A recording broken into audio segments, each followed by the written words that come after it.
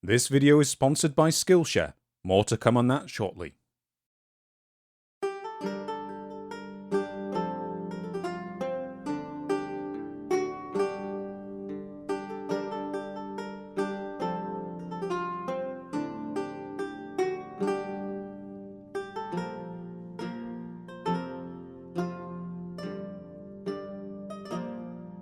Well, Crofty, I don't know about you, but what gets me in the mood for the nice, wintry Christmas season is to decide to do an episode on a part of the world that's absolutely scorching hot.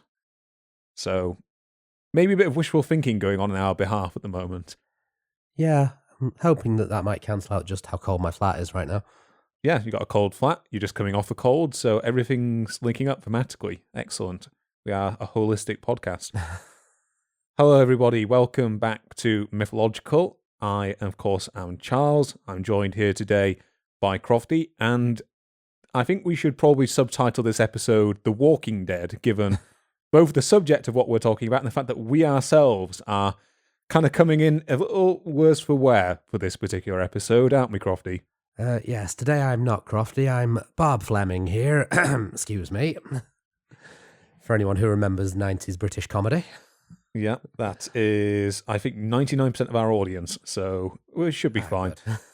And if I sound a little different today, folks, I'm coming to you from my sofa, which is a lot comfier than my desk chair upstairs, because I've managed to re-injure my back, which various people keep up with what I'm doing. You might know I'm having on and off back troubles, so I'm coming to you from my nice, comfy cushion fortress that I've constructed. And I might sound a little different because the room acoustics are nothing like the tiny, tiny office I normally record things in. But hopefully that's not too big of a problem. So, yeah, maybe listen to this episode on speakers, not headphones, is all I will say. Yeah, and if I sound a little different, I've had a cold for a week. It's definitely a cold, not anything that has any Greek letters after it, so no need to worry about me. Just, yeah, my voice is a bit difficult to work with. So today's drinking game, instead of pronunciations, is you take a drink whenever Crofty coughs. Best of luck to your livers. Yep. Well, the show must go on. So, Crofty, what are we here today to discuss? We are here to discuss one of the Egyptian gods, the god of the dead, the god of resurrection, who I could really use some praying to right now. Osiris.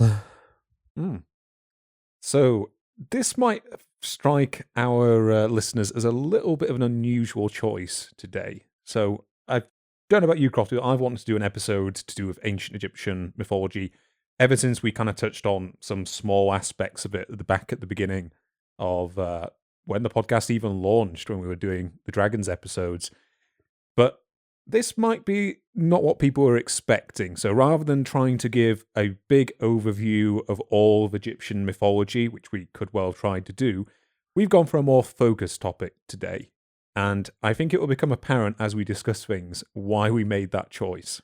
Yes, this was definitely a subject I've been looking forward to because I loved all Egyptian mythology type stuff as a kid. But yes, if we tried to cover a broader topic, I think it would have driven us both mad.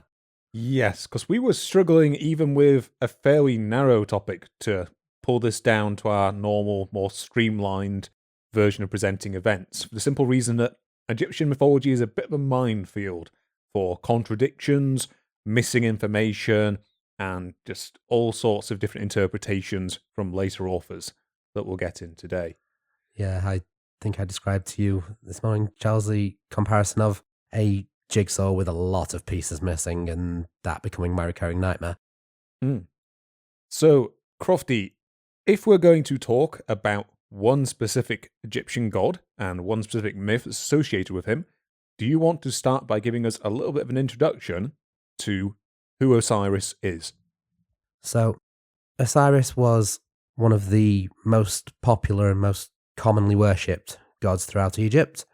He had previously had an aspect as the ruler of the world of the living, but by the time of the Egyptian society that we know of as the Old Kingdom, which was where Egypt first began to get fully unified, he was considered the ruler of the dead and the god of resurrection, and it was essentially him who the souls of the deceased would appear before, be judged, and their final destination would be determined. Yep, that sounds like a good overview. So, Crofty, we normally start out these episodes, or at least we've fallen into a habit of doing, by asking, what was your previous familiarity, not only with the figure of Osiris, but I think, as is fair today, to ask, what was your familiarity with ancient Egyptian religion and mythology as a whole?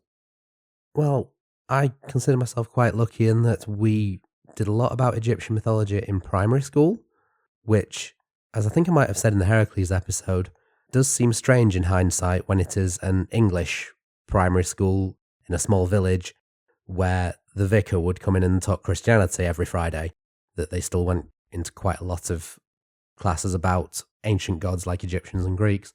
So I knew the names and had a lot of vague memories of the stories of these gods just from my childhood, although I'm learning again that it was very heavily sanitized. Yes. And made much more kid-friendly. So I first really encountered the more grown-up version of Osiris by reading the comedy novel Odds and Gods by Tom Holt as a teenager, where Osiris resides in the Droitwich retirement home for retired deities, about 2 miles east and 3 miles up from the British town of Droitwich, and he is a cantankerous old man in a wheelchair complaining that no one worships him anymore. Yeah, that sounds pretty appropriate. Yeah. I had much less of an exposure to anything to do with ancient Egypt in my actual schooling system, so a lot of my previous knowledge of this sort of topic comes from, general cultural osmosis. In the past, I have read through entire textbooks on ancient Egypt as part of research for individual videos over on the Histocrat channel, but I've never really sat down and just focused on their religious system as a whole, how it was constructed and how it functioned. And I have some vague memories of being taught the central Osiris myth during my schooling, but I couldn't for the life of you tell you where and when it actually occurred. I just know that I was taught it at some point because I know the bit about Osiris' body being dismembered and put back together, which we're going to be discussing in detail. Outside of that, I kind of have to rely on basically knowledge from things like the game Age of Mythology in order to paper over kind of the blank spots in my memory. And literally then it was just, the Egyptians were a civilization in this game, and whenever you went up an age, you chose a god to worship. And I was like, oh yeah, Thoth, god of writing. Yeah, cool, that guy. So that was the extent really of my exposure to the topic. I think there's one other association with Osiris that I think we both will have in common, in that any Iron Maiden fans might know the words to Power Slave, which, well, I don't think it mentions him by name, does cover the myth quite well. Yeah, it's funny where you pick these things up from. Yeah. Right, so before we get properly started then on the topic of who Osiris was, what role he played in ancient Egyptian religion, and the main myth of Egyptian religion, which he figures highly prominently within, if you're listening to the audio version of this podcast on all good audio platforms such as Spotify, Apple Podcasts, etc., you can also head over to the Histocrat channel, where a version of this podcast is up with a few additional video elements included, so you can kind of see what we're talking about as we go along. And of course, if you want to support the channel and the podcast a little bit further, you can always head over to twitter.com/the_histocrat, where I tend to let people know in advance what the next topic of the podcast is going to be. And you can help support the channel over at patreon.com/thehistocrat. And of course, before we properly get started, we'd like to take a moment to talk about this episode's sponsor. So this episode is sponsored by Skillshare. Skillshare is an online learning community with thousands of inspiring classes to explore.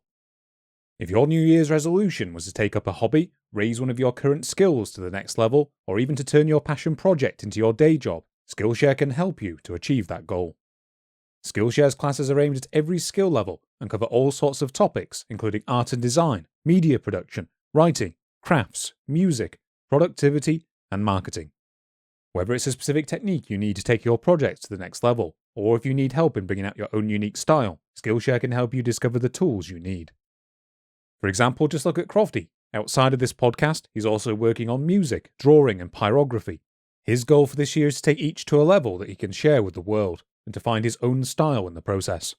That's where Skillshare comes in, with Andy J. Pizza's course, Find Your Style, 5 exercises to unlock your creative identity. Here Andy describes his experience of feeling inauthentic in his art, and the ways he experimented to bring out his own identity and find success both as an illustrator and a podcaster. Crofty is already seeing progress in his work, and with Andy's help, you can too. Skillshare provides an uninterrupted learning experience, meaning no ads, and they're always launching new premium classes, so you constantly have new directions to take your creative journey. With short video lessons designed to fit any schedule, projects to keep you focused and engaged, and a large community of fellow creatives around the world, you'll always be able to find the encouragement and the inspiration you need.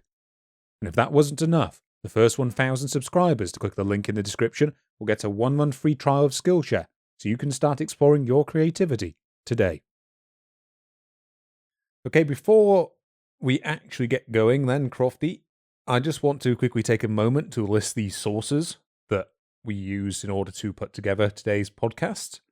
So I ended up using a few different resources in order to get like an overview of ancient Egyptian society and religion, which I'm going to go into shortly. I used The Complete Gods and Goddesses of Ancient Egypt by Richard H. Wilkinson.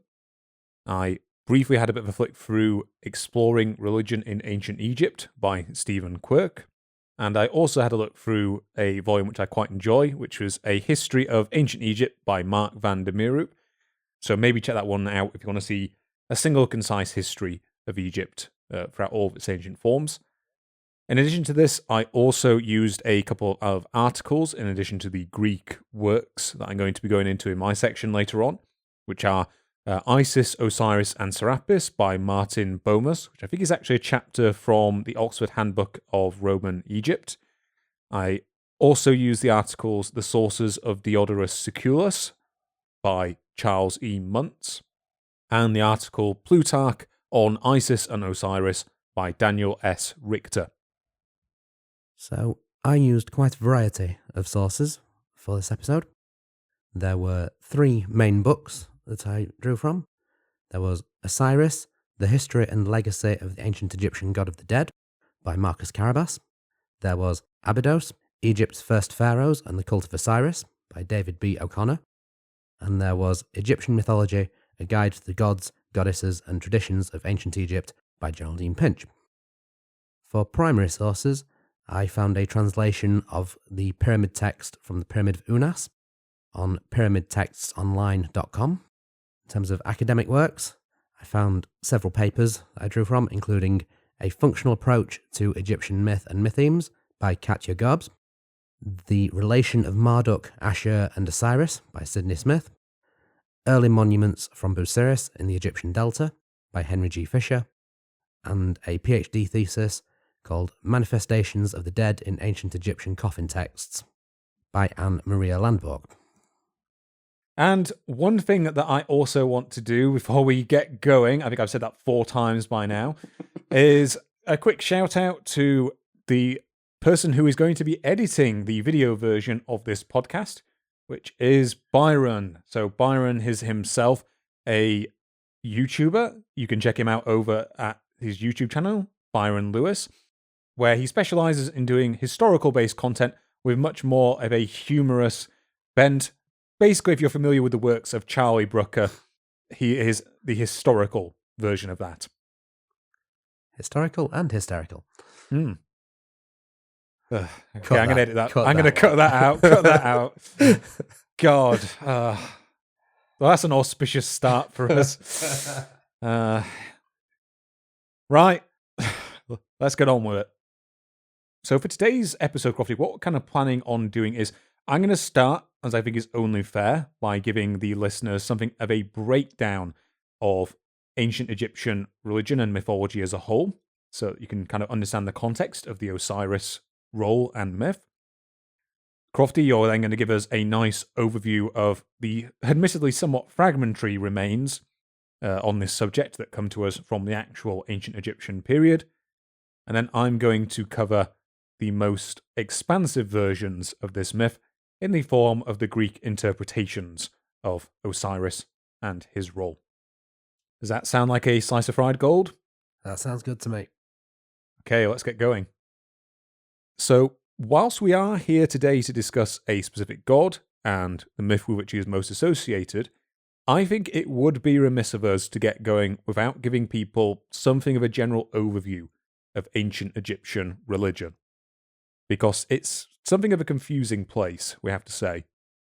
And I really want to stress that this explanation and this overview that I'm going to be given will be a very general one, as we're talking about a religious system here that effectively existed for more than 3,000 years, so kind of from the early dynastic or proto-dynastic period of ancient Egypt in the 4th millennium BC, all the way through to the point where ancient Rome kind of converted over to Christianity and started to stamp out pagan religions. This system is also complicated by the fact that it's a system that contains well over 1,000 different gods and goddesses. So as is fairly appropriate, most of the sources I consulted when doing my research for this video started off their discussion of this religious system with some statement along the lines of, yeah, it's pretty bewildering. You have a gigantic number of gods and goddesses. Some of them are anthropomorphic. Some of them take on the forms of animals. Others are a combination of animals and humans. And just to complicate everything a little bit further, some of these gods have more than one different form in which they're represented, often associated with a particular role that they are playing within mythology or the way in which they are being invoked. What then makes things additionally complicated is that these depictions are not always understood as being an actual representation of a given god's appearance or form.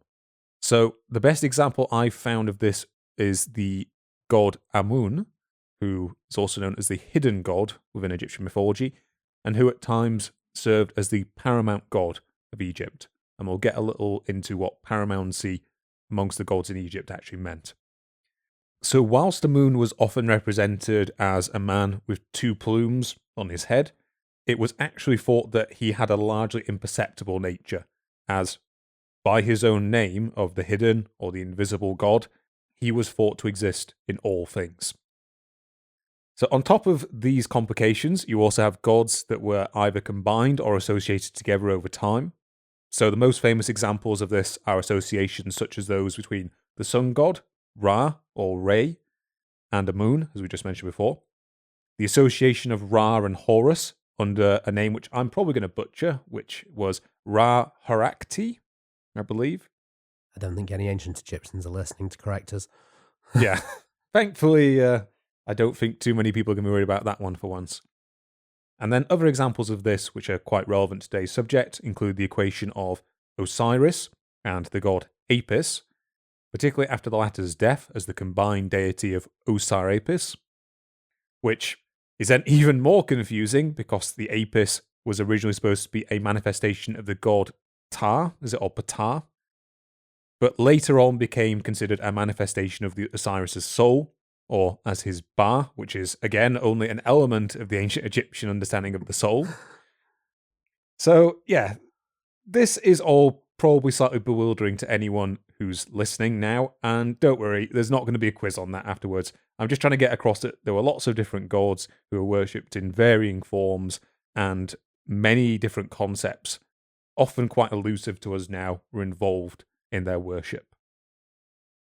And I think I should also quickly mention, considering we'll be talking quite a lot about this particular goddess due to her association with Osiris, is that around the end of the late Egyptian period, Isis was also equated with a whole host of other female deities within both the Egyptian religious system, but notably also within Greek and Roman religion.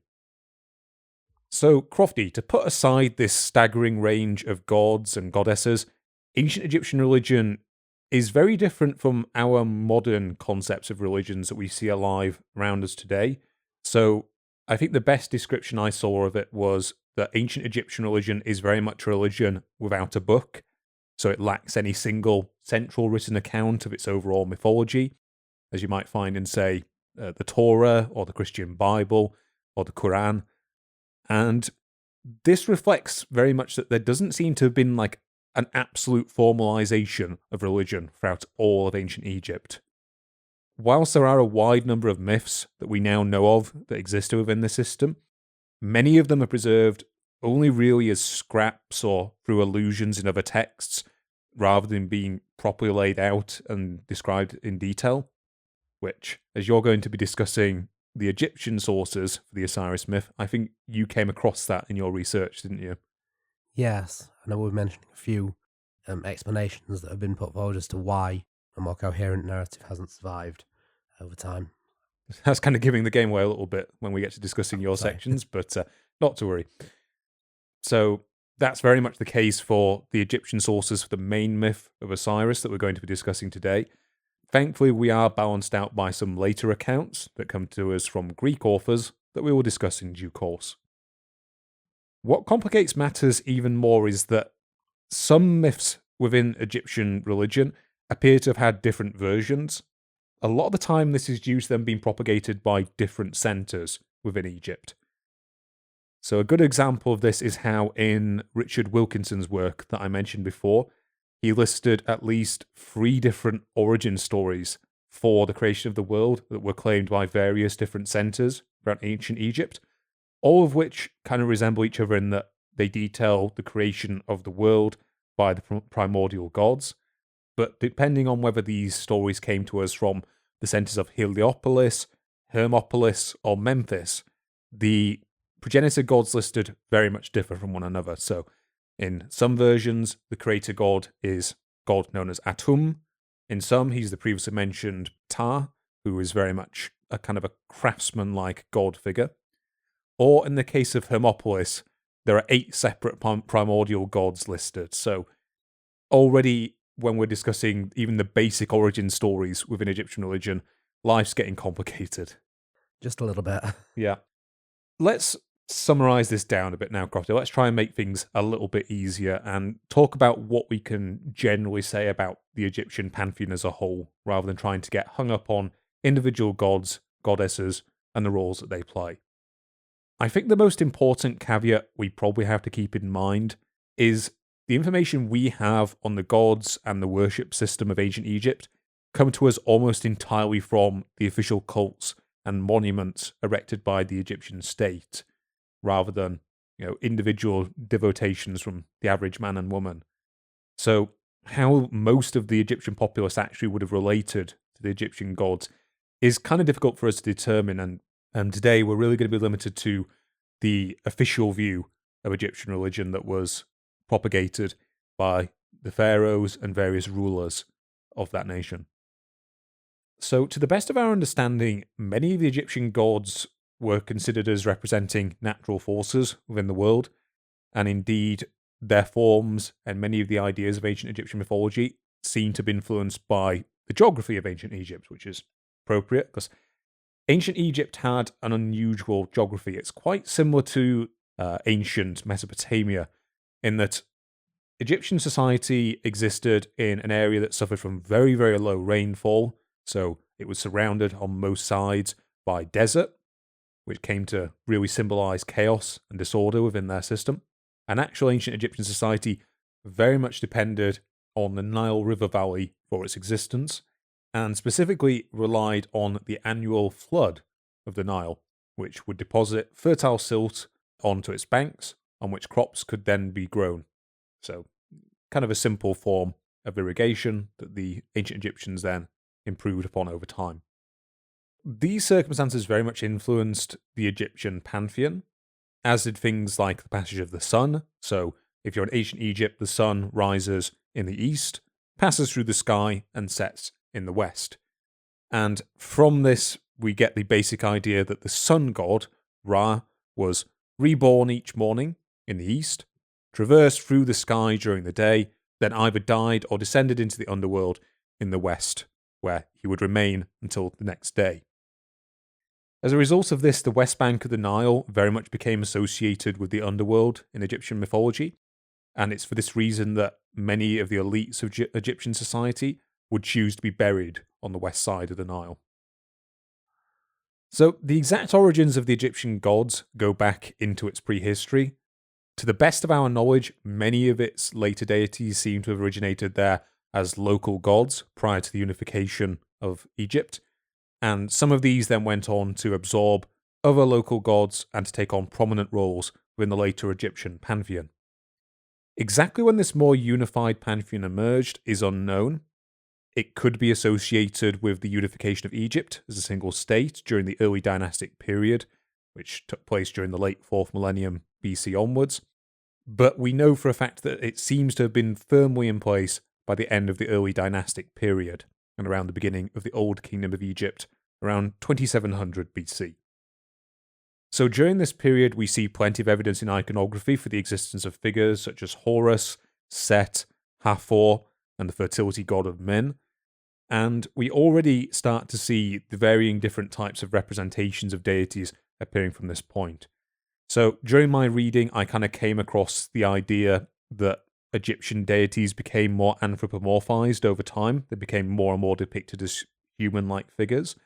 But I have seen other accounts and descriptions of ancient Egyptian religion that basically rubbish this idea and claim that all these forms have been in some form of existence since the very beginnings of the unified pantheon. So it's a little confusing. I'm not going to go too much further into that. As I mentioned before, by the period of the Old Kingdom of Egypt, many religious conventions became more formalized. So the worship of the gods became more formalized. The temple layouts of the period became more formalized. And from this point onwards, we really know that the gods were generally considered dangerous natural forces by the Egyptians, and that they had to be appeased in specific ways by the populace in order to avoid their ire. Each of these gods would be venerated in the form of its cult statue, which was held within its official shrine, and was attended to as if the statue itself was alive. So again, a very similar system to that as what we see in ancient Mesopotamia, where each god or goddess had their own cult statue. During this period, the worship of many of these gods and goddesses continued to be associated with specific towns and centres, which in some cases were likely where they originated, even after the introduction of this more unified pantheon.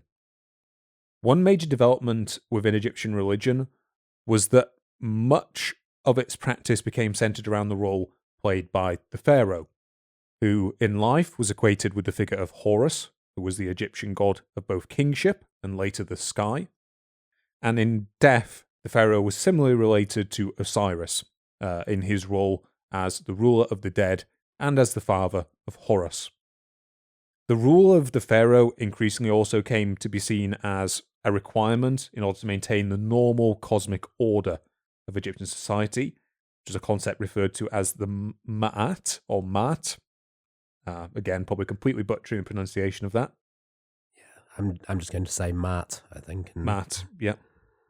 And much as when the kingship was disputed between the gods within different periods of Egyptian mythology, it was believed that when the ruling pharaoh was unable to perform both his secular and his religious duties, chaos would once again be unleashed throughout Egypt, as epitomized in what are known as the three intermediate periods of Egypt, where centralized rule broke down for protracted periods.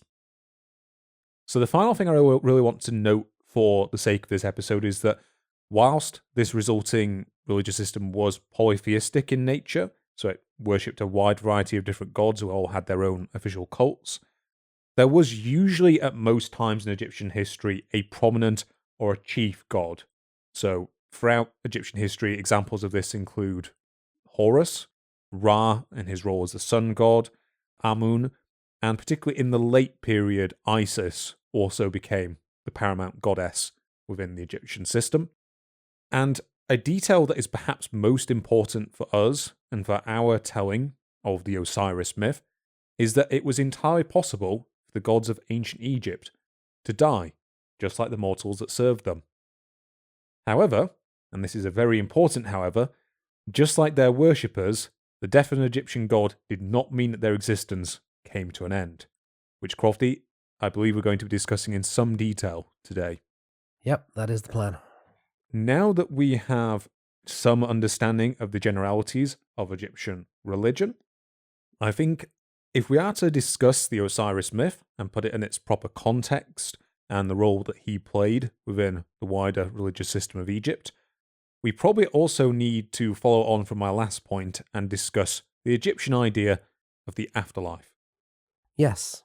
So I will start with just a brief overview of where the soul was thought to have gone after an Egyptian died, and how that fit into the religion slightly, before going into the actual Osiris myth proper and into the various scattered sources that we can draw from.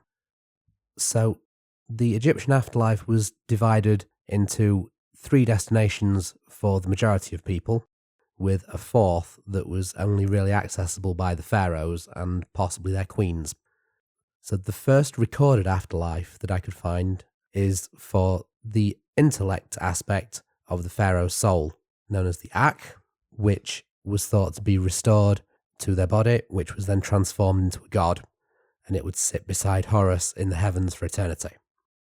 Like I say, this was only accessible to the pharaohs, and as you said, Charles, it sort of fitted in with this concept of Maat and of presiding over the order of the universe, and the pharaohs being necessary to maintain that order.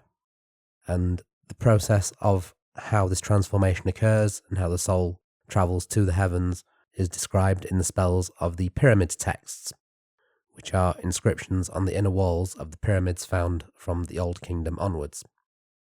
It's not until the Middle Kingdom, which is roughly considered between the end of the 3rd millennium BC and about halfway through the 2nd millennium BC, where we start to see evidence of destinations in the afterlife for, my notes have the word commoners, but really it's anyone below the pharaoh. Yeah, anyone, to be more accurate. Anyone below the pharaoh, his immediate kind of surrounding court and nobility, and the priests, I think is what we probably mean there. Essentially, it was people who could afford it, which I think is a good says a bit about the society.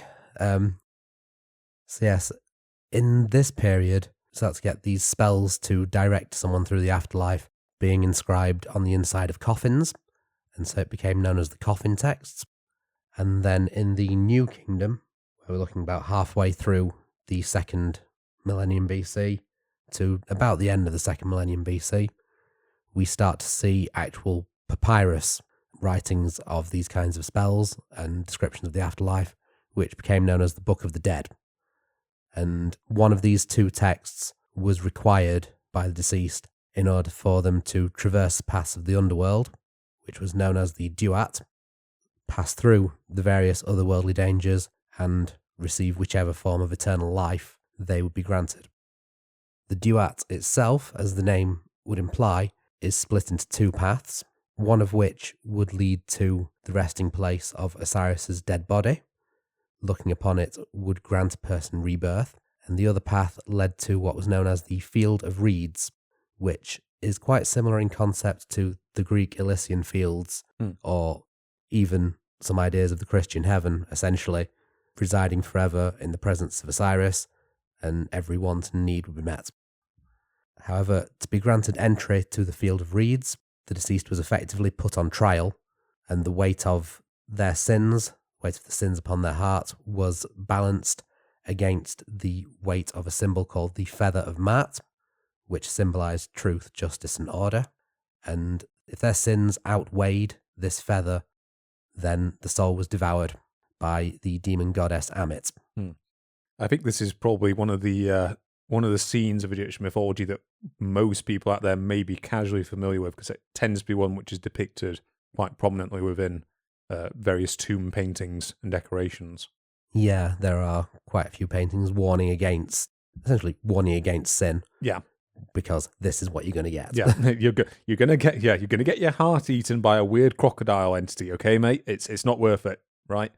Yeah, that would stop me sinning. If and the one final section that is found in some of these coffin texts in the Book of the Dead gives a later section of the afterlife for people who had reached the Field of Reeds, where they could choose to pass further and become a direct servant of Ra and of Osiris. And as we discussed in Dragons 2, way back when, they would be part of the armies of Ra and be called upon to defend his sun chariot against the dragon Apep. So I'm not going to go into detail on that particular aspect of the afterlife, because we went into it quite a bit back in Dragons 2. So once you're done with this episode, go listen to Dragons 2. Yeah. Keep circulating the tapes. Yeah. Yep. So I think that's a good enough overview of the afterlife to be getting on with for now before we get into the actual detail of the myth. Yeah. Right. And so with that, I think it's time to actually talk about Osiris himself properly. Yeah, after 40 minutes or so of preamble. Yeah. Nothing new. Yeah. So the origins of the Osiris myth itself are quite unclear, and they've been subject to quite a lot of debate. Because prior to the Greek conquest of Egypt, the Egyptian sources are very fragmentary, as I keep saying now. Yeah. And they very rarely make a direct reference to certain events. So instead, a lot of aspects of the story are alluded to in cult writings, such as inscriptions at the city of Abydos, which was the cult centre of Osiris, Middle Kingdom onwards. And as well as that, they are in the 3 types of funerary texts that I've mentioned previously. There's a few different explanations for why actual direct tellings of the story aren't really found. The first one was put forward by scholars in the 1970s, including Jan Assmann, who claimed that the whole narrative didn't actually come about until either the late Middle Kingdom or the early New Kingdom, long after the funerary practices had been established. And they instead suggested that Osiris, as the god of resurrection and regeneration, was believed in and used in the funerary practices, but didn't have a story until later on the story was written to explain the illusions that were made in the spells and rituals as part of the funeral texts, which seems a little bit backwards to me. Yeah. And a lot of later scholars did reject this explanation because essentially it was backwards and there was not really anything directly to prove it. So it seemed to be making a pretty large leap of logic. It seems like an explanation made up to try and explain why, yeah, as you say, we don't have initial sources covering early parts of Egyptian history, even though like it probably makes more logical sense that those sources haven't survived. Because otherwise, why would the practices have happened at the end of the day, unless there's something else that I'm missing here? That's it. To me, it would be like saying that in a Christian funeral where they refer to being resurrected as Jesus was, but not having an actual Bible story discussing Jesus being resurrected and saying that that came later. Yeah, it's like if you made up a story in retrospect to explain why the crucifix is a prominent symbol within Christianity, something like that. It just doesn't make sense at the end of the day. Exactly. So the later explanation that does seem a bit more logical is that the myth had existed since before these funeral texts came about, and that among larger society it was passed down as an oral retelling, and that the only writings that existed were kept by priests, generally hoarded in the temples and kept secret so that the knowledge was controlled by the priests. Yeah. And that being written on papyrus, these original writings wouldn't have survived. Yeah, I mean, we've got 2 things there. I mean, as you say, papyrus is, as a material, is difficult to preserve.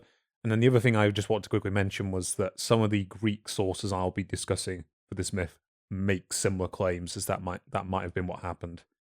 Yeah, so I feel that is the more reasonable explanation as to why we don't have much information from that time. So, several origins for the figure of Osiris himself have been presented as well. There's one theory that Osiris originated from an amalgamation of 2 older Mesopotamian gods, one of them being Marduk, who you might again remember from Dragons 2. Ooh, I'm going to immediately pour cold water on that one, Crofty, but continue.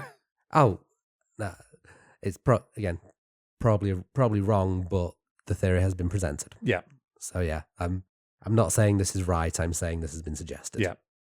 So yeah, he was one of the rulers of the gods in southern Mesopotamia and the patron of Babylon, as we mentioned in Dragons 2. And the other god that Osiris is associated with from Mesopotamia is Ashur, who was the ruler of the gods in northern Mesopotamia. Yeah, I think my perspective on that claim is during the Old Kingdom of Egypt, for example, Babylon was a small administrative center in Mesopotamia with no, well, international is probably the wrong word, but with no wider influence beyond that, basically. So Marduk himself was not really elevated to the central god of the southern and central Mesopotamian plains until well into the Babylonian period. In fact, I would argue that the elevation of the cult of Marduk to take over the role of the king of the gods Enlil sounds like probably is a better candidate for that theory. The elevation of Marduk does not probably occur until 1,000 years after the Old Kingdom. So I would throw a lot of cold water on that theory is all I'm saying. I very much appreciate that because, yes, the sources I had didn't have those dates to explain it. And it gives a lot more context to the fact that I'm about to go and reject it now. Yeah, okay, that's excellent. Wow, I love it when a plan comes together. Yeah, yeah, we totally planned that. Yep. So the evidence that's put forward, doing inverted finger commas here, that's put forward for this theory is that the similarities with early depictions of Osiris as a ruler of the living are supposedly shared between these three figures. The idea that he inherited it from his father, who was a sky god, is again apparently shared by these three figures, and they were all thought of as bringing civilization, fertility, and order to the land and contending with their personification of chaos. But, as I say, evidence to support any of this is very limited, and is essentially based on, oh look, these three look similar. And as you've just said, Charles, quite a lot to debunk it. So it seems to be there's a lot of cherry picking going on from mythology as a whole to try and make this association. Yeah, I can see that being an association that the peoples of that region would have made in, the later second millennium BC or something like that, just because there are some similarities between Marduk's contention with Tiamat and Horus's contention with Set that we're going to talk a little bit about today. We also have to take into account there's also similar deities that were then associated with these figures throughout the Eastern Mediterranean. So you can see where that idea could come from, but yeah, I don't think it really holds up in terms of the idea that that is an origin point for Osiris. Yeah. The more likely explanation is that Osiris originated as a local god in pre-dynastic Egypt that then, as Egypt became unified, sort of absorbed the roles of other similar local gods and became the main figure as one of the rulers of the living and then rulers of the dead. Yeah, that something similar happened with quite a few other deities. So, for example, Horus is known to have absorbed a whole bunch of other Vulcan gods after originating as a local god as well. So, similar process for those two. Exactly. So the location where Osiris was thought to originate from is the city of Busiris, and there's been quite a lot of artifacts from Busiris that have been uncovered, which describe Osiris as specifically the Lord of Busiris, rather than the Lord of Egypt or the Lord of the Two Kingdoms or the various other names for the country and the world as a whole. Mm-hmm. So that does suggest a more local origin for him. And the earliest of those artifacts is a limestone slab that dates to the 6th dynasty in the Old Kingdom. That's one of the earliest mentions outside of any funeral texts or pyramids that mentions Osiris as a ruler. There are some later artifacts at Busiris that name Osiris as the Lord of Busiris and of Abydos. Abydos is a city where the largest cult centre of Osiris has been excavated, and so there's been some suggestion that maybe he originated there as a local god instead, but there's not really anything old enough yet been found to contend with the idea of him originating at Busiris. By the time of the Middle Kingdom, however, Abydos was quite firmly established as the centre of the cult of Osiris. A lot of dead pharaohs, most notably Seti I from the 13th century BC, had temples dedicated to them in their reborn aspect as a god associated with Osiris there. And so I'd recommend the book that I mentioned in the references section on the archaeology of Abydos if you're particularly interested in that.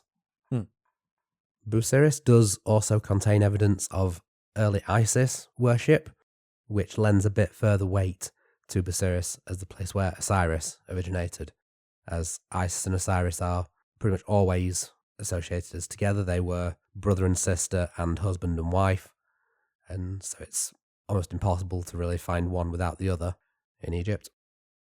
There is also one hypothesis that suggests that Osiris was based on a local mortal ruler of a shepherd tribe in pre-dynastic Egypt, whose benevolent rule then led to him becoming revered as a god. And one thing that's cited as evidence for this hypothesis is that he is always depicted, or almost always depicted, with a shepherd's crook and a shepherd's flail. And the fact that some of the pyramid texts do make a reference to a dual nature of Osiris as both a man and a god.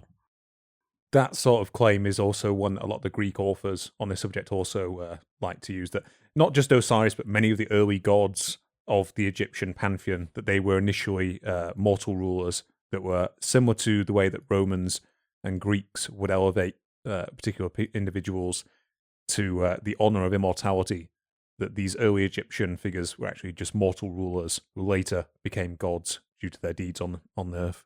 Yeah, and it makes a lot of sense in context of what was believed to happen to the pharaohs following death as well, in that the pharaohs would ascend to godhood. So it makes sense that the original gods ascended the same way. Yeah. It's one of those where it's like, it's interesting, it does have some parallels with later practices, but unfortunately there just is no way of proving it because we're in a pre-literate period of Egypt, unfortunately. Yeah, it's an interesting idea at least. Yeah. So, to understand how Osiris evolved over time, I think it's important that I sort of reiterate and build on a couple of key concepts that you mentioned, Charles, when discussing the gods as a whole. Yeah. And the idea of the concept of immortality.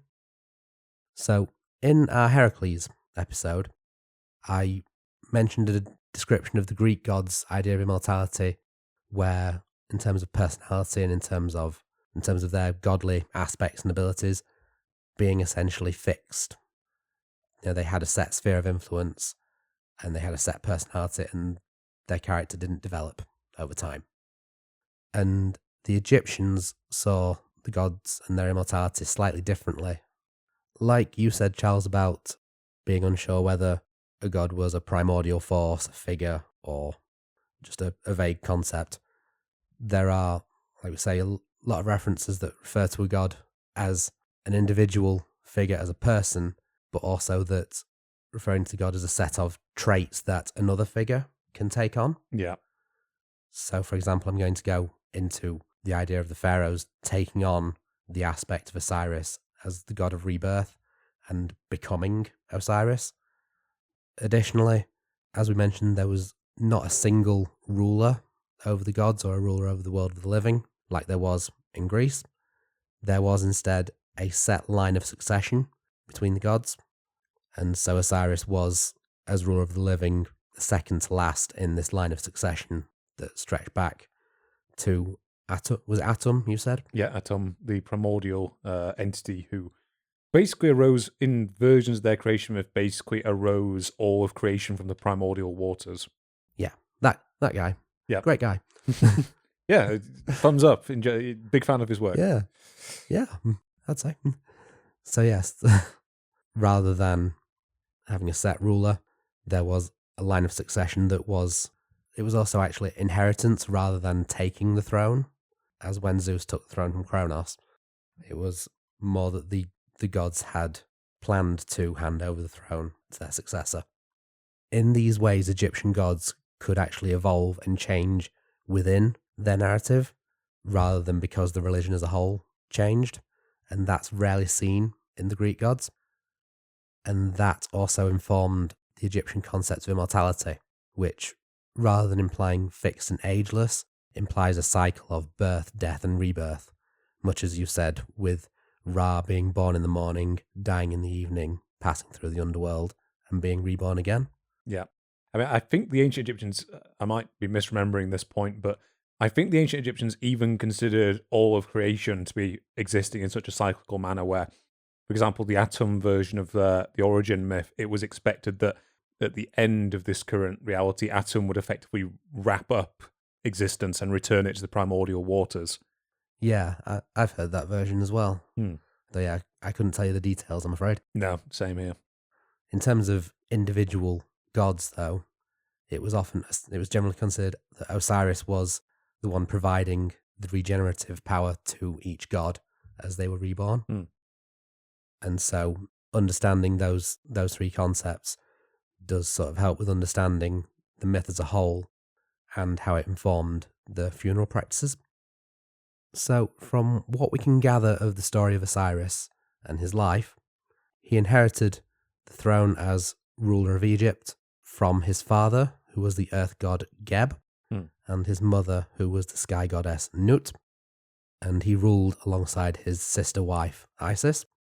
As I say, this came from a long line of god kings, and together their rule was associated with bringing life and fertility to the land, imposing the concept of Ma'at, or order, and balancing this order out with chaos, which was represented by Set.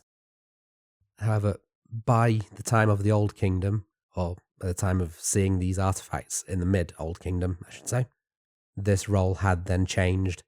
Osiris had become the ruler of the underworld and the god of the dead. And so it's here in the Old Kingdom that we see the first images of Osiris, where he is always depicted as having a mummified body. If he's depicted as standing, sometimes he's shown with arms crossed over his chest, as the body would be placed in a sarcophagus. Alternatively, he is depicted as being sat on a throne. His skin is either depicted as green, which symbolises rebirth, or as black, which symbolises the fertility of the Nile floodplains. And as mentioned previously, he is always carrying the shepherd's crook and the flail. Mm-hmm. From this point onwards, the majority of the written references to Osiris are from the texts I've mentioned as the pyramid texts.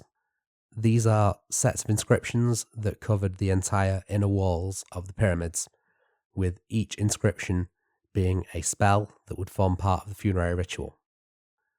The purpose of the ritual was to ensure that the pharaoh who was being entombed would be reborn in the heavens in order to live forever among the gods, rather than passing into the netherworld and either being destroyed or living in the netherworld as the commoners would. Of the surviving pyramid texts, no two are the same. Each pharaoh would have a bespoke selection of spells, which is thought to have been determined by their priests as giving them the strongest chance of resurrection. So the various pyramid texts contain several pieces of important information about the resurrection of Osiris, about his role among the gods and in the Egyptian religion, and how he granted resurrection to the pharaohs. Before I go into that, I do have to address the elephant in the tomb, in that I have mentioned him as the former king of the gods. I have mentioned him being resurrected, but I have not yet said anything about how he died. Yeah. And that's because at no point in any of the surviving Egyptian literature is Osiris's death described or directly referred to. Yeah, that's very different from the cultural impression that you kind of get of that story. You get this impression that it is a developed narrative in ancient Egyptian times, where that really seems, because you remarked to me before, Crofty, to have been an invention of much later times and more modern understanding. Yeah, essentially, I think the Greeks had to sort of extrapolate the idea of his death from the fact that he was a living ruler and then later on a dead god.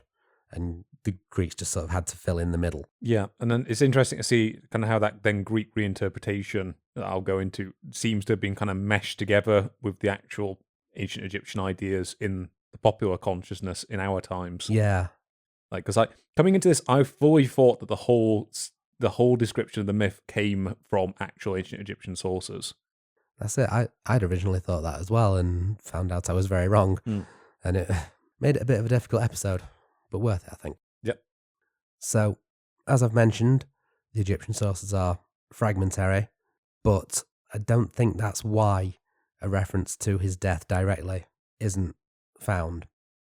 It's generally thought that directly referring to Osiris's death was a taboo, and this does have a practical explanation in context to avoid any mention of his death, as the purpose of the pyramid texts, of the coffin texts, of the Books of the Dead was to ensure that the deceased would receive an eternal afterlife. And as we'll see later, the pyramid texts in particular involve associating the deceased with the aspect of Osiris as the resurrector and taking on that part of Osiris's story. And so within the logic of that, having a spell that talks about Osiris's death would probably be seen as having a very detrimental effect on the pharaoh's chances of resurrection. Yeah, that makes sense. That's how I would explain it, and how I would speculate that taboo would come about, because to me that fits within the logic of what the text is supposed to do. Yeah. Avoid permanent death, so don't mention the actual death, sort of thing. And so it's here that taking on Osiris's aspects and becoming Osiris becomes important. So as the spells progress, the references to the deceased pharaoh changes from calling him by his name and having him take the place of Osiris among the other gods to then calling him Osiris or calling him Osiris Pharaoh. So in effect, to resurrect, he has to become Osiris, take on Osiris's power, and then return to being himself once he has ascended. I'm going to use the example of the Pyramid of Unas, who was the final pharaoh of the 5th dynasty of the Old Kingdom in the 24th century BC, because this is the oldest known pyramid text and the most complete surviving rendition. So feels like the best one to work from for these purposes. To give a little bit of background on Unas, he was originally thought to have ruled over a period of famine based on reliefs on the causeway of his pyramid, which showed images of starving people. But later findings showed similar reliefs from his ancestors' time, which were known to be a time of prosperity. And so it was thought that those reliefs are actually more trying to show his benevolence to the poor, to the nomadic peoples of the time, who were generally depicted as starving and emaciated. However, his kingdom was known to have been in economic decline, like you said before about moving into the intermediate period and being seen as a time of chaos. But despite this economic decline, his pyramid was quite large and expensive. And so whether his achievements that were depicted are true or whether it was his priests going to great lengths to falsify this more positive image of him and secure his place in the heavens, we can't really be sure. Yeah, that unfortunately is a recurring pattern amongst Egyptian rulers. So a good example of these is, as the 3rd intermediate period was breaking out, Ramses III commissioned like grand inscriptions depicting how incredibly well his reign had gone. We get there's a famous relief at Karnak, I think, which shows like him defeating an invasion by the Sea Peoples. That it's led to all sorts of theories around the Bronze Age collapse and all that. But it looks like, despite his boasting and his long reign, there was a general decline going on at that point. So it is a problem you sometimes have with studying Egyptian rulers, is they like to mention all the boastful great things they did and just hide the fact that the kingdom was collapsing under the rug. Yeah, I think that's best summed up in that Percy Bysshe Shelley poem with that famous line, "Look on my..." Oh yeah, Ozymandias. Yeah. Yeah, "Look on my works, ye mighty in despair." Yeah. So yeah, but I'm digressing. So within the pyramid itself, as I said, the walls were entirely covered in these inscribed spells, although the order is quite unclear of how they're supposed to be read. The people who've translated and reconstructed them have given their order, but admit that it could be incorrect. But the text can at least be broken into certain themes. So there are parts of the sarcophagus chamber, for example, that depict Unas as taking the throne and the aspects of the god ruler of the world of the living, and that's one of the few explicit references to Osiris as ruler of the living prior to his death. To quote the spell, "O Unas, you have not gone dead. You have gone alive to sit on the throne of Osiris. Your scepter is in your hand that you may give orders to the living, and the handle of your lotus-shaped scepter in your hand. Give orders to those of the mysterious sights." So here, The mysterious sites refer to the people who are dead, and so it specifies that he starts as ruler of the living and becomes ruler of the dead. The second and last line of this same spell then also associates Unas with 3 others who have also previously held the throne of the world of the living. It specifies Atum, the creator. It specifies Horus as the heir of Osiris. And it does also specify Set as a ruler of the living, which is quite interesting, as the myth that we know and that you'll be discussing later does cast Set as an usurper. And as I mentioned, it associates him with chaos. So it seems that despite his means of taking the throne, he was still in some ways revered as having the aspect of the ruler. Yeah, Set's an odd one within Egyptian mythology. When I was reading through some of my sources, I did note that there are examples of things like later pharaohs taking on part of his name as part of their various names and taking him on as a patron of sorts. So it's not just a case of Set within Egyptian mythology is just the big bad evil guy. He has a more complex nature than that. And this again is another example of that being the case. Yeah. In the Greek version, there is none of that subtlety, by the way, but we'll get into that. The Greeks like to be dramatic, so yeah. Yeah. Yeah, well, as we'll talk about, in the Greek version, he's equated by a figure who is unambiguously considered destructive. So the next spell in the sarcophagus chamber then depicts Unas as having to locate the body of Osiris, and in doing so he has to take on the aspects of Isis and her sister Nephthys, who search for his body. And it states, "Your bones are those of female hawks, the goddesses who are in heaven," which is as Isis and Nephthys are later depicted.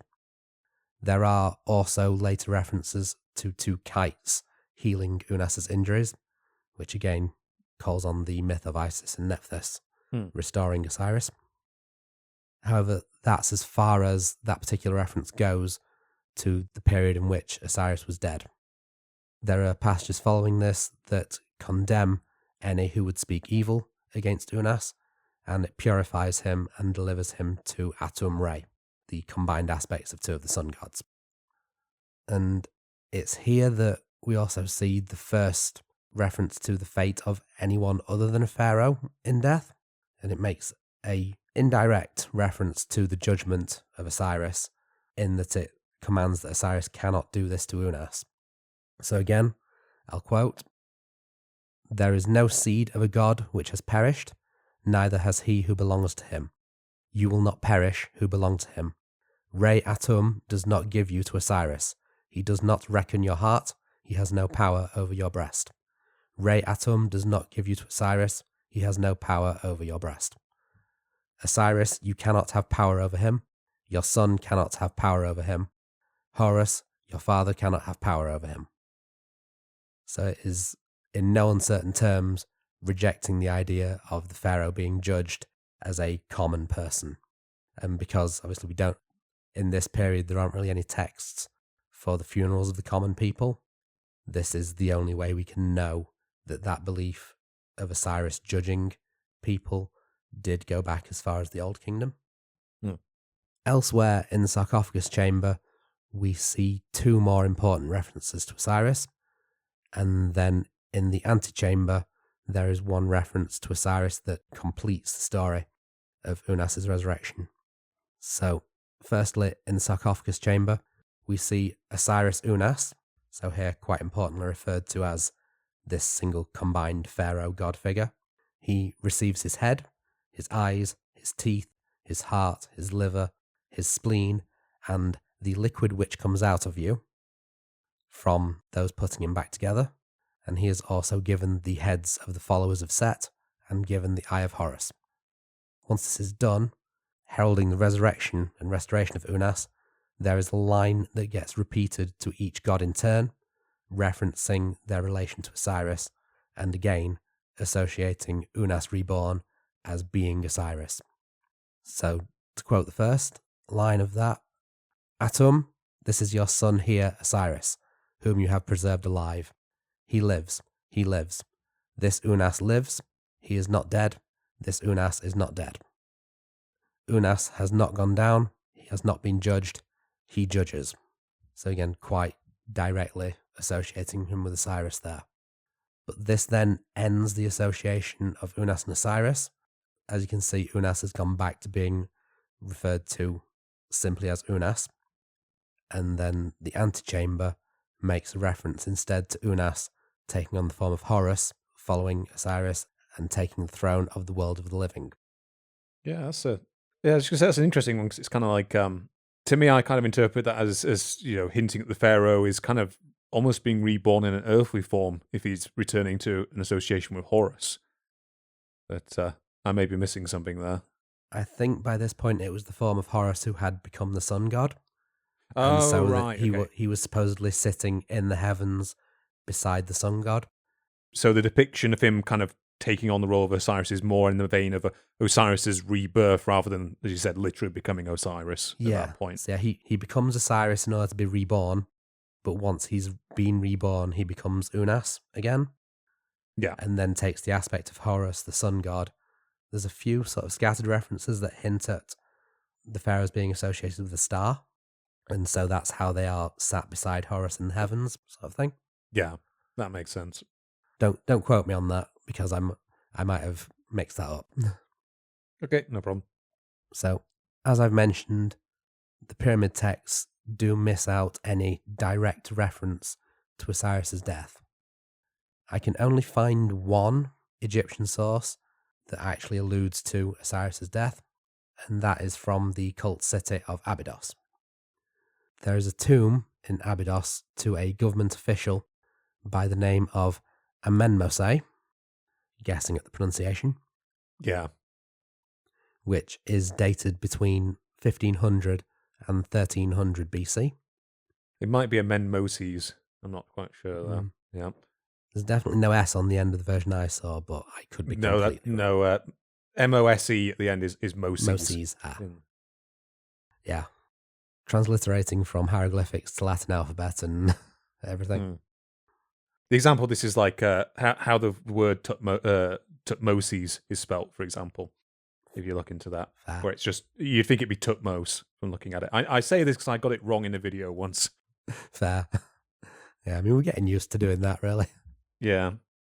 So, the tomb of Amenmoses contained a large stone slab, which is called a stele, and on which it had inscribed a hymn to Osiris.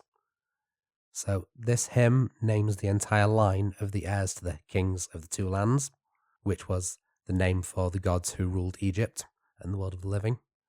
Upper and Lower Egypt is what they mean by the two lands. Yeah. So it skips Atum as it specifies it's the heirs, not the original.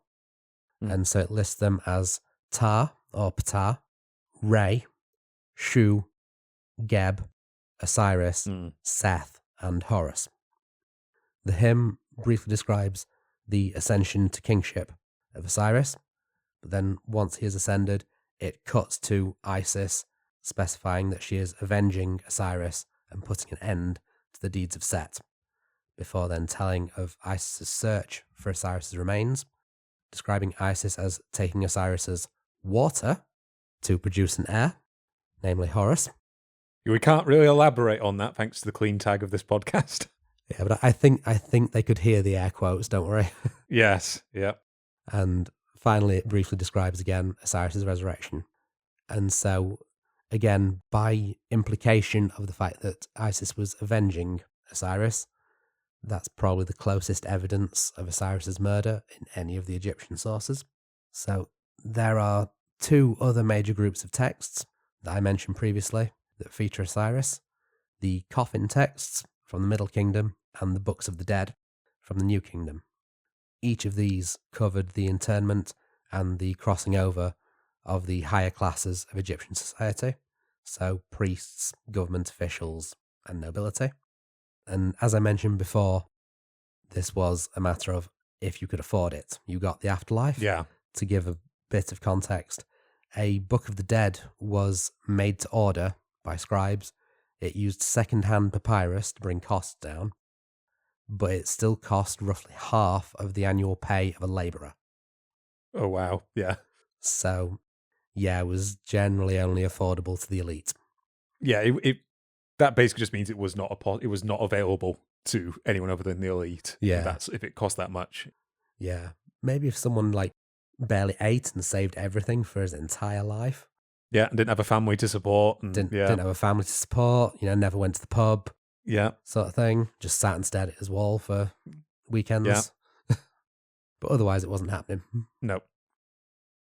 So I'm not going to go too much into the main body of the coffin text or the Book of the Dead, because if we were to go into the full passage through the underworld and everything, we'd be here next week. Yeah. I think. I mean, you've mentioned before the idea of doing your own episode on the Book of the Dead. So yes, I think at the bare minimum, the Book of the Dead is something we can save for another episode. Yeah. So the main aspects of the Osiris myth aren't addressed very much in these two books, obviously because the function was more for those who would be passing into the netherworld and passing into the realms of the dead. The idea of the resurrection doesn't need to be too strongly discussed. So there is essentially the bare minimum talk of Osiris's resurrection, so as to ensure that the people who were passing through the netherworld could resurrect as immortal or could live on in the field of reeds, but not as explicit or as much repeated as we find in the pyramid texts. So instead, to use the most comprehensively reconstructed coffin text, which was called the Book of Two Ways, it describes the passage of the deceased through the underworld in order to encounter Osiris at the end of one of two paths. I can't really find a clear answer as to how the choice of path is made, but the fact that both of these paths are described suggests that the choice is not known until after the deceased passes into the underworld. Each path presents a number of dangerous creatures which the deceased must pass through, and the majority of the spells are designed to grant the deceased the strength to endure. So to give one example, which would make some great power metal lyrics. I am the torch and the flame. I am the spear which is in the hand which is stabbed at those who are below. O you of fire, beware of me, for I am the knife which pierces the middle of his head. It is I who repels her and gives her to the earth gods who are in the lake. Geb is your protector. Down on your face. Do not frustrate his actions. So if not power metal lyrics, like at least a spoken word bit at the start of a song. Yeah, just need a bit of a guitar riff over it, and then we're on our way. Gonna have to write that one day. Yeah. This example, I'm giving it mainly to illustrate how the gods are treated quite differently in these texts as they're treated in the pyramid texts. Instead of having the deceased take on the god's aspect, the deceased instead calls upon the god's aid. And so there is this separation between the two that you don't find with the pharaohs. So with the aid of these spells, the dead can then reach one of the two destinations. So the first destination is Rostau, which is on the border between the earth and the sky, and is where the body of Osiris rests. And by looking upon the body of Osiris, the deceased then receives a form of eternal life in that they're reborn into the mortal world to begin again. The second destination is the field of reeds that I've mentioned. On the way, the deceased must pass through the field of offerings and prepare a meal for Osiris. Then Osiris, along with Anubis and Thoth, preside over the judgment of the deceased. Osiris places the heart onto a balance, and with the other side of the balance holding the feather of Ma'at, like I say, a symbol of order. Osiris then reads out to the deceased the 42 assessors of Ma'at. All of these are commandments in a similar vein to the Christian 10 Commandments, stating crimes which thou shalt not do. So, if a person has committed none of these crimes, then they have lived within the principles of Ma'at, their heart will weigh less than the feather, and they will be deemed worthy. Not all of the commandments are known, but they include crimes such as quarrelling, blasphemy, defacing a god's image, and acquiring dishonest wealth. I also can't find out whether there was sort of a cut-off point for how many commandments must be broken in order for the weight of sin on the heart to outweigh the feather. It's a bit unclear. It might be that one sin is enough, but it might be that there is a way to reduce the burden in a way. Yeah, because you automatically your mind goes to it must just be one, any sin, basically. But it may be more charitable than that. That's it. The fact that it's comparing the weight suggests that there is some sort of charitable way of reducing the burden. Yeah, otherwise you could speed this whole process up with a yes/no answer session. Like, do you do any of these? No, yes. Right. Bye. It's funny you say that because the way that the deceased is judged is that they must honestly state that they have not committed each act in turn. I can see, yeah, it's like you're almost there, mate, but I can see some ways of streamlining this workflow. Like, do you need the heart thing with the like? Yeah. I know you're attached to the weigh scales, but I mean, it gives a pretty striking image, though. Which so at least gives us something fun to talk about. Yeah. And so, if they pass this trial and they're deemed worthy, and they're granted eternal life, peace, and prosperity within the field of reeds. But there is then a longer version where the deceased can go a step further and become a servant of Osiris and of Ra. If they choose to do so, they can beseech Thoth to allow them to travel his paths even further into the underworld. At the end of Thoth's paths, they must justify their actions in life before Ra. Following that, they then have to pass through a series of dark gates and meet Osiris in his aspect as the Resurrector, who then offers them the Eye of Horus.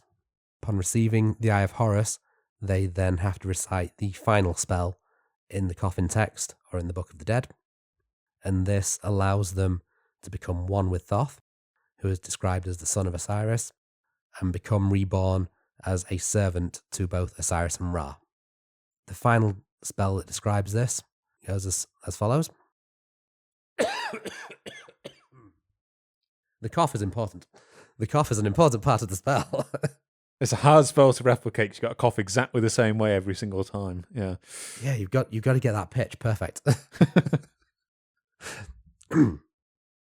So, to quote, "As for anyone who knows this spell, he will be like Ra in the east of the sky, like Osiris within the netherworld, and he will go down to the circle of fire. There will never be a flame against him forever. It has come happily to an end." And I feel with that, it's where we should leave the Egyptian sources, as I've covered just about everything that I can find from Egypt that discusses Osiris's myth. Yeah, it's an interesting one because it's like there are plenty of interesting tidbits in there. You get quite a good idea of the general thoughts that the Egyptians had regarding the afterlife and Osiris's role. But considering we're kind of brought up on kind of Greek-style myths or Roman-style myths, things along those lines, you're usually used to having more of a cohesive story. So I can kind of see this being less satisfying in some ways than to listen about. You see why I used the jigsaw metaphor earlier. Yeah. Yeah, very much so. But thankfully, even if the ancient Egyptians themselves did not write down or leave behind that much information regarding the Osiris myth, and his specifically, as we've encountered here, much information about the circumstances of his death, we're very lucky, Crofty, that the Greeks, specifically the ancient Greeks, could not stop themselves from writing down every single thing they possibly ever heard. One thing I love about the Greeks. Yeah, so we do in fact have two major surviving accounts that detail Osiris himself, his role, and his death in much more detail. And that is my job today to outline. So we're going to end with a more satisfying, more conventional couple of narratives surrounding Osiris and his death.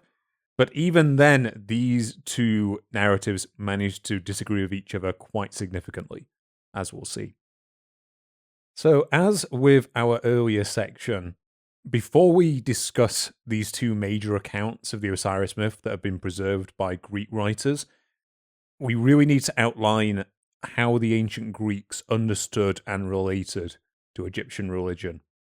So, like many religious systems of the Mediterranean during this period, the Greeks very much interpreted the Egyptian system of worship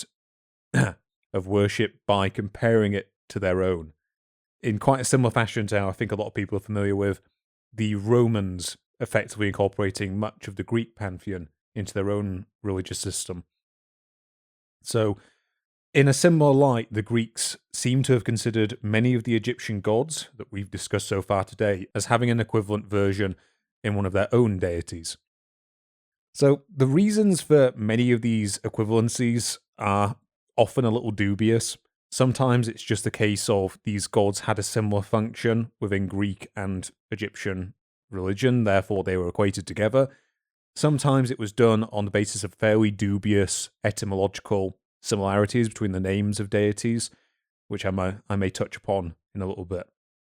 A good example of this, though, is how in Greek accounts, Osiris is basically considered to be analogous to the figure of Dionysius, due to their similar role as gods who were associated with fertility, and in particular because they both had similar myths in which they were considered to have been dismembered and reborn.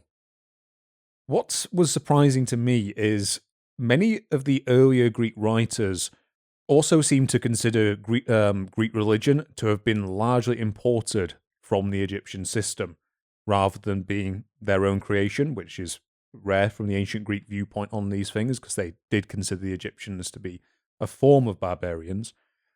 So probably the most notable person to make this claim would be Herodotus, when discussing his own experiences of ancient Egypt.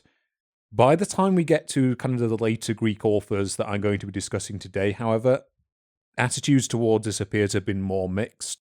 And in the case of at least one of the authors that I'm talking about here, there were some attempts to push back against this and rearrange the Greeks' religion in a more hierarchy above the Egyptian concepts. But I'm not going to touch too much on that today. We should probably also mention that these two accounts, Crofty, likely weren't influenced purely by the versions of the Osiris mythology that were interpreted and given to them by the Egyptians themselves, but were also probably equally influenced by the fact that by the time both of these authors were writing, the various cults of the Egyptian gods and goddesses had spread throughout much of the Mediterranean and had been not only influenced by other deities within those regions, but also directly synchronized with them as well. So, as I mentioned earlier, by the first centuries BC/AD that I'm going to be talking about, the cult of Isis in particular had become widespread throughout the Roman Empire, as had Osiris in the form of a hybrid god I'm not sure we've mentioned to this point, other than when talking about our sources, which was Serapis.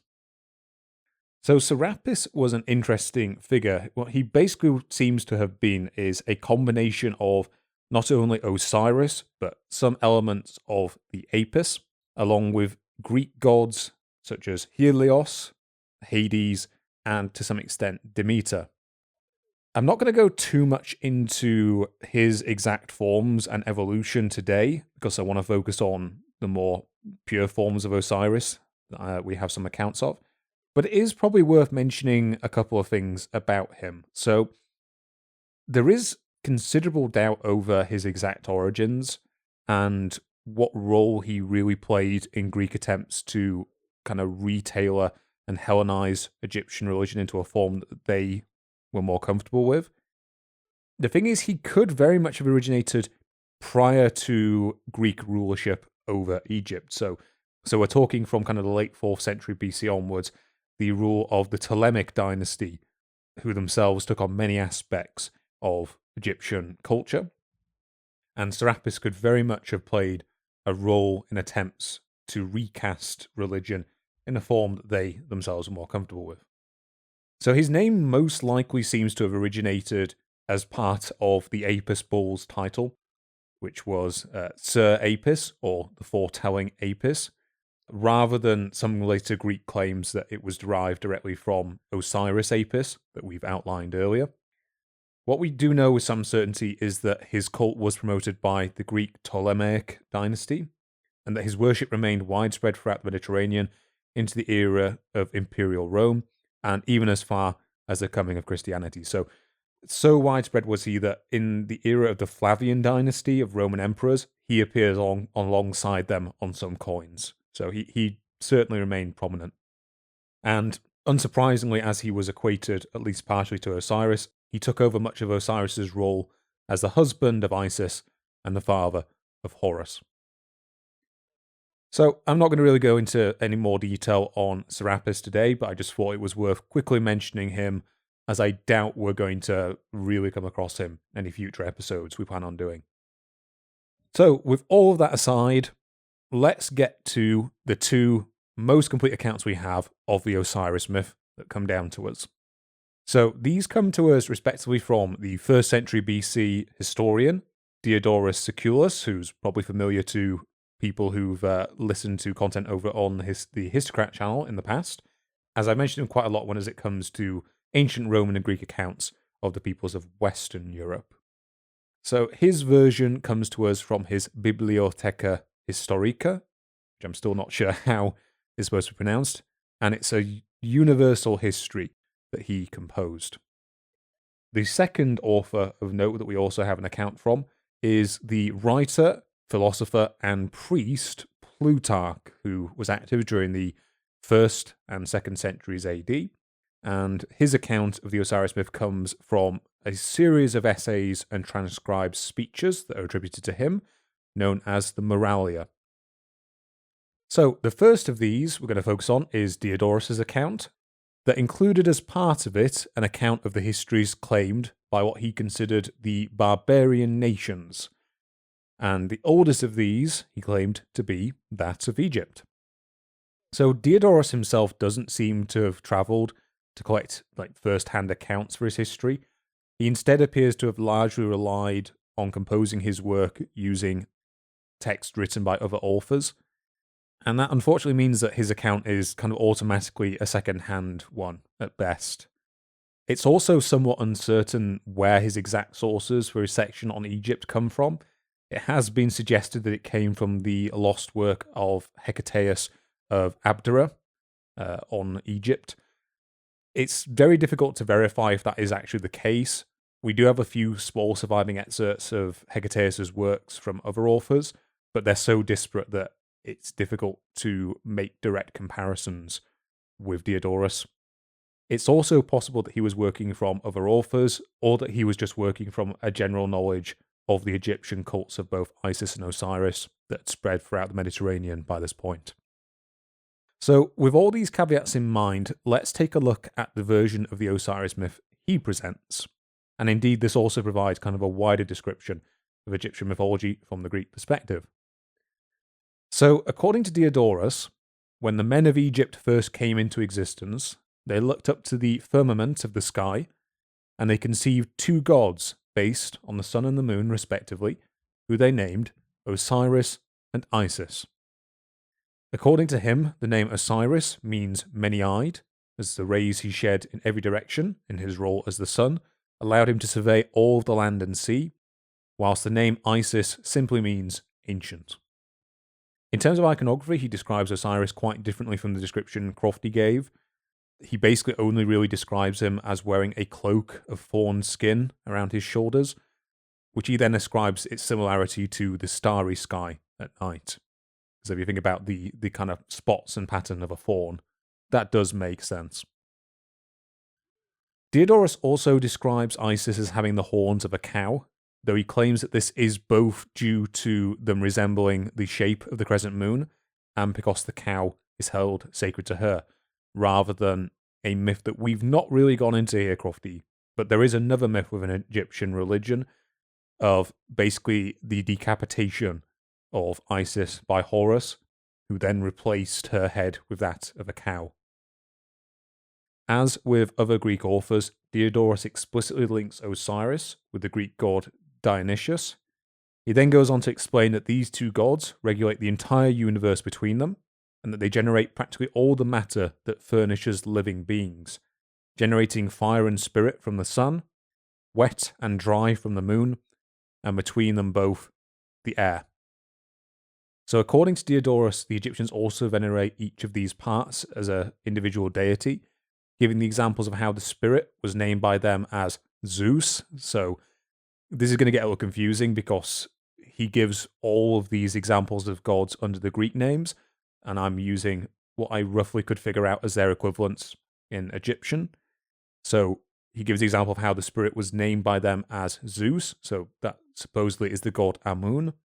The fire, Hephaestus, which again is Ptah or Ptah. The earth, Demeter, which is difficult because you would think this is probably going to be an equivalent to Geb, but it's actually a little more complicated than that. In fact, the Greeks often equated Demeter to Isis during this period, which confuses things further, and it's probably best that we just move on. In addition to this, he also names the wet as Oceanus, which presents its own difficulties, because he basically equates Oceanus to the Nile, but to the best of my knowledge, I don't think the Nile had an equivalent god within Egyptian mythology. So I know there is a god associated with the flooding of the Nile, but there doesn't seem to be equivalent to Oceanus, so again, a little confusing. Finally, he does equate the air to someone kind of more recognizable, so he gives the name of the air as Athena, but the Egyptian equivalent to that is thought to be the goddess of Neith, due to the fact that they both contained various warlike aspects.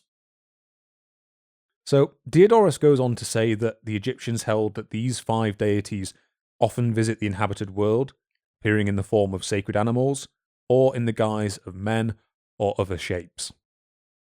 He then immediately goes on to contradict himself and say that there are held to be other gods who had once been mortal, some of them including the gods that he has literally just described. And he says that some of these gods were even kings of the Egyptians in ancient times, as we've hit upon earlier, Crofty. So the list he then gives includes figures that we mentioned before, which include Hephaestus, as in Ptah, Cronus, who I believe is analogous to Geb, and Zeus in the form of Amun. And then finally, and most importantly for us, Osiris. So this is really where the myth and mythology surrounding Osiris comes into things. So Diodorus relates to us that as a mortal king, Osiris was the first figure to make mankind give up on its barbarous and wild living, and in particular to give up on its cannibalism. And in order to do this, he devised the cultivation of wild wheat and barley, the grain of which was discovered by Isis. Alongside this, Isis is also said to have created the first laws, which prevented the continuance of illegal violence and insolence that mankind had practiced up until this point. Osiris was also said to have founded the city of Thebes, although later on Diodorus attributes this to a figure known as Busiris, and as Crofty mentioned, in the actual Egyptian accounts, it's thought that Osiris may have originated as a local god of the city of Busiris. So there appears to just be some mangling going on in that particular part of the account. And it's also said that Osiris built there a famous temple to his parents, Amun and Hera, although I'm not quite sure who Hera was the equivalent for. In addition to this, it was also said that Osiris built golden chapels for the rest of the gods, and to these chapels he appointed the first priests. He was then said to have been the first to have discovered how to harvest and store grapes so that wine may be made. And again, this is another reason why he is considered to be equivalent to Dionysius. Osiris is then said to have honoured Hermes, whose Egyptian equivalent was Thoth, as his counsellor due to Thoth's ingenuity, upon which Diodorus diverts to give a fairly lengthy list of his inventions. So these include writing and the alphabet, the correct offerings due to the gods, music, wrestling, and astronomy. So after establishing the affairs of Egypt, it was then said that Osiris placed supreme power in the hands of his wife Isis and his counsellor Thoth, appointed Heracles as his general, then set up both Busiris and Antinous as governors over Egypt. So again, these are all figures who don't seem to have a very clear equivalent in Egyptian mythology. From there, Osiris gathered a great army and set out to visit and pacify all the lands of wild beasts, and to bring knowledge of the vine and the cultivation of barley and wheat to all men. So this again very much casts Osiris in a Greek mould. If you folks remember back to our Heracles episode, the clearing of lands of wild beasts and making it appropriate for cultivation was a frequent deed accomplished by heroes within the Greek pantheon. So it's said that in doing so, Osiris hoped both to rid men of their savage ways, and explicitly so that he himself may receive the honour of immortality due to the magnitude of the benefactions that he had bestowed upon mankind. So what follows in Diodorus' account is a lengthy description of how he does just that, taking the army, his brother Apollo, who is related to Horus in this example. So it's probably worth me mentioning here that in neither of these two accounts is Horus presented as having been born after Osiris's death, and in this account in particular, Horus is not even presented as Osiris's son. In addition to the army and Horus, he takes his two other sons, Anubis and Macedon, along with him. The latter two of these are described as wearing a dog skin and the four parts of a wolf respectively, so this is kind of where you can see the ancient Egyptian iconography peeking through a little bit. And Diodorus claims that in doing so, these two figures led to these animals being venerated by the Egyptians. So to summarize Diodorus' text quite heavily, Osiris succeeds in visiting all the lands of Ethiopia, Arabia, India, Asia, and Europe. In Thrace, he slays the king of the barbarians, Lycurgus, and gives up his son Macedon to become the first king of Macedonia. Finally, he succeeds in visiting all of the inhabited world, in turning over these lands to the cultivation of barley, wheat, and the vine. And if a country was not able to sustain the vine, he bestowed upon them, Crofty, what I think we can agree is his greatest achievement, the brewing of beer from barley. Big fan of that, yes. Yes, definitely the central event and culmination of everything we were talking about here, and I think we can wrap up there, Crofty. Yep, all hail Osiris. Let's have a beer. Yeah, let's go have a beer. Right. So on arriving back in Egypt with the gifts that he has gathered from all lands, Osiris then duly receives the gift of immortality and passes from the midst of men into the company of the gods. So again, an event that we could kind of point to as being at least somewhat similar to the life of Heracles, although with quite a few less twists and turns. This brings me finally, Crofty, to Diodorus' version of the story of Osiris's death, which we've only really seen hints at so far. Unfortunately for us, it is again quite heavily summarized within his own text. Plutarch gives us a far more expanded description. So, Diodorus begins by telling us that the priests of Osiris had considered the account of his death to be a matter best not divulged, but that eventually this hidden knowledge was made known to the world. So that kind of jives with what we'd said earlier about how one of the reasons why some elements of the Egyptian account of Osiris's death may not have come down to us. So according to Diodorus, the summarized story goes as follows. Whilst Osiris was ruling as king of Egypt, he was murdered by his brother Typhon, who the Greeks considered to be the equivalent to the Egyptian god of Set. So as I mentioned earlier, this version of Typhon seems to have much less of the subtleties of Set in ancient Egyptian religion, in that we know from our description of Typhon in one of the Dragons episodes that we did back last year, is that he is basically a destructive entity that contends with Zeus. And that's very much the vein and depiction of Set that we get in Diodorus' text. So the actual description of this is very brief. We are told that Set, after slaying Osiris, dismembered his body into 26 pieces and gave one portion to each of the band of murderers that he led in order to secure their loyalty. Isis then avenges Osiris's murder alongside Horus, and here Horus is confusingly described as their son, so it's possible that Horus is two different figures in this account. And the two of them slay Set, or Typhon, after which Isis becomes queen over Egypt, rather than Horus. Isis then proceeds to recover all the parts of the body, except for the phallus, or the privates, which Typhon, we are told, has thrown into the Nile, as none of his followers were willing to take it.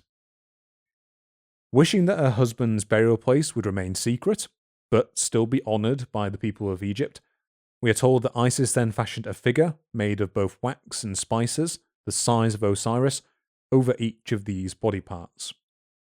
She then gives one of these figures each to a different group of priests and tells them that they alone have been given the role of burying Osiris within their district.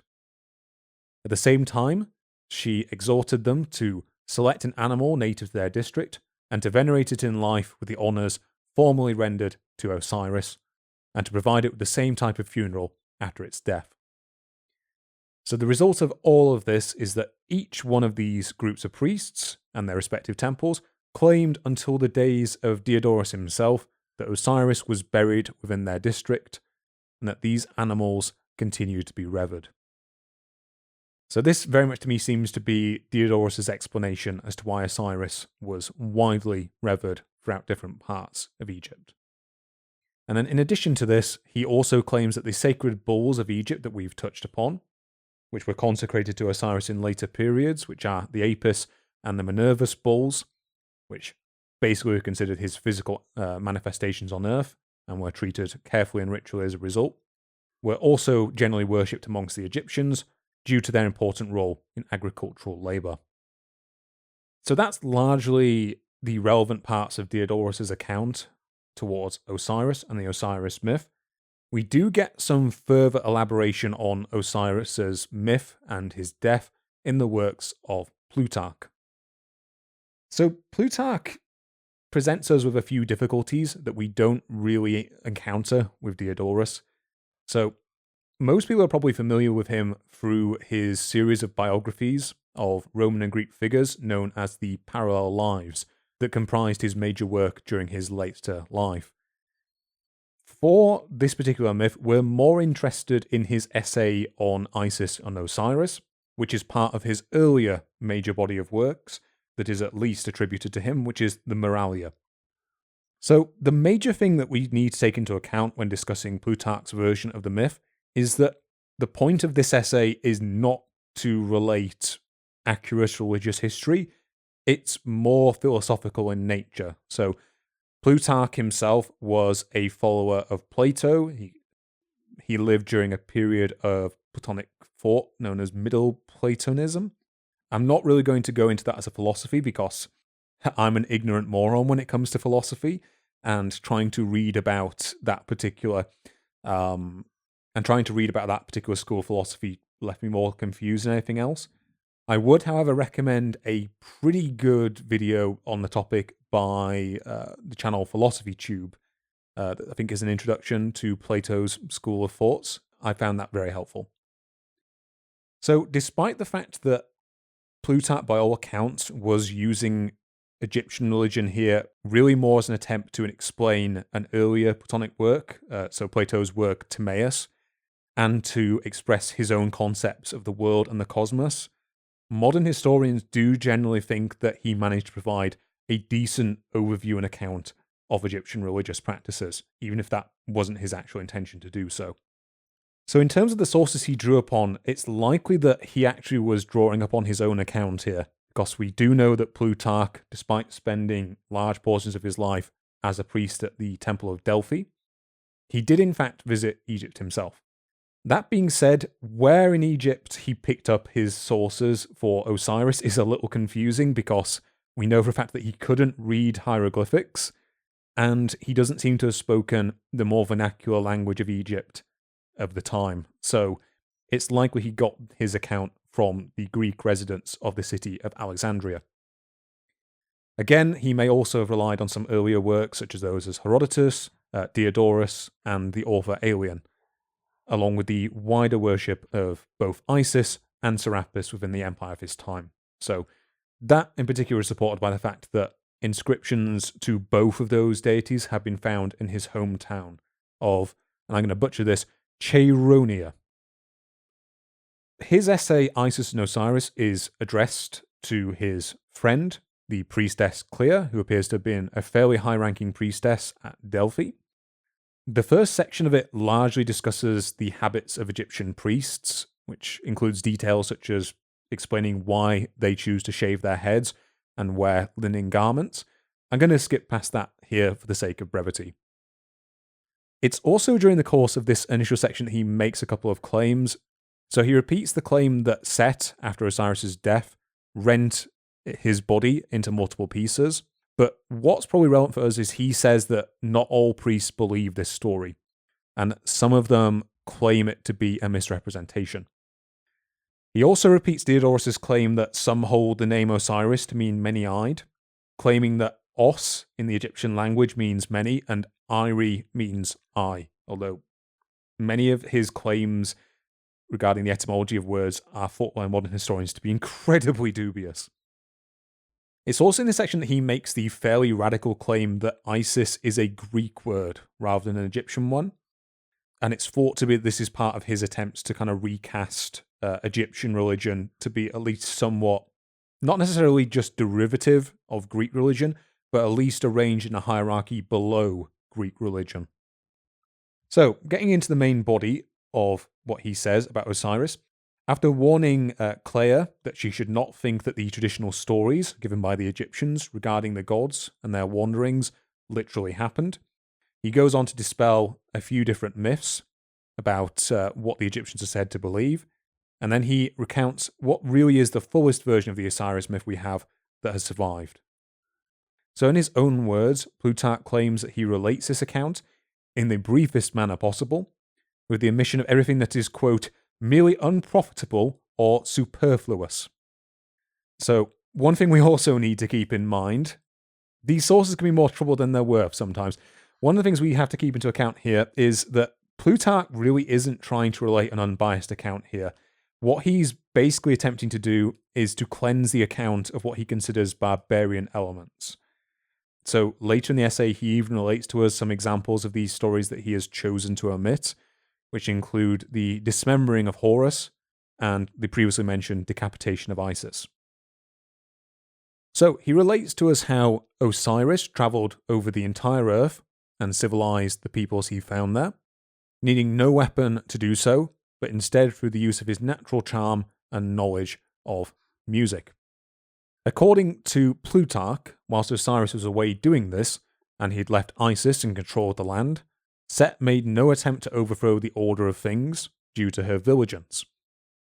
However, as soon as Osiris has returned home, Set conspires against him, gathering a group of some 72 conspirators, and secures the aid of the Queen of Ethiopia. So Set's plan, having secretly measured Osiris's body, which in my notes I have the word how written next to, because I don't know about you, Crofty, if I was given the task, Crofty, I have to measure your body exactly. Not sure how I would go about doing that. Yeah, I think I'd notice. Yeah. Even if you tried it, if I tried it in my sleep, you'd wake me up. Yeah, exactly. It's hard to do exactly, but we're probably reading too literally into this myth. Yeah, it is Greeks. There were a few weird things going on. You just sort of got to roll with it. Yeah. So Set, having exactly measured Osiris's body somehow in secret, prepares a magnificent chest that exactly matches him in shape, then has it brought into the room when a festivity was in progress. So as the whole company present at the festivities admire this chest, Set jestingly promises that he would give this chest to any man who exactly fitted its length. After the whole group had attempted to lie down in it, and none of them having found that it matched his length, Osiris does so, at which point the conspirators slam the chest shut, fasten it using nails and molten lead, and then carry it off to the Nile, where they throw it into the water, and we are told the chest is then washed out into the sea. What is perhaps interesting here, Crofty, is that Plutarch at no point, as far as I can tell, actually refers to Osiris as having died during this whole process. He simply is locked in this chest, thrown into the Nile, and then he's sort of described as if he's dead from that point onwards. That's an odd one. You'd have thought the Greeks wouldn't have had that same sort of taboo that we discussed over killing him. Yeah, it does kind of suggest to me that maybe the Egyptian attitude towards describing death seems to have carried over there somewhat. Yeah, maybe. So, when the tidings of what has happened reach Isis, she cuts off her tresses and puts on a garment of mourning, then wanders everywhere to her wit's end, searching for the chest. After asking everyone she meets on her travels of its location, she meets with some little children, who admit to having seen the chest and inform her of the mouth of the river where they have seen it. So it is here that we learn that Osiris had in fact previously cavorted with her sister, who is the Egyptian goddess Nephis, who in this version is actually the wife of Set. And Osiris, who had believed her to be his wife, has in fact managed to sire a son with her.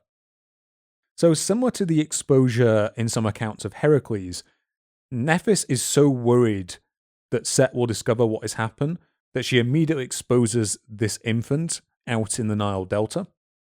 But Isis rescues the child with the help of dogs that lead her to it, and she goes on to bring up this child to be her guardian. And due to the association with dogs I just mentioned, this child comes to be named Anubis.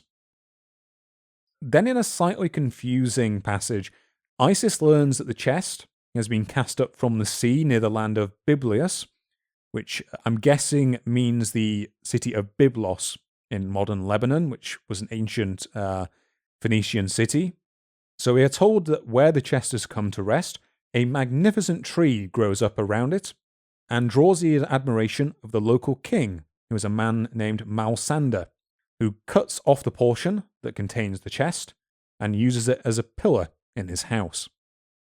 Isis then arrives in Biblos and sits down by a spring, where she meets the queen of Byblos' maidservants and manages to befriend them by plaiting their hair and imparting a wondrous fragrance upon them.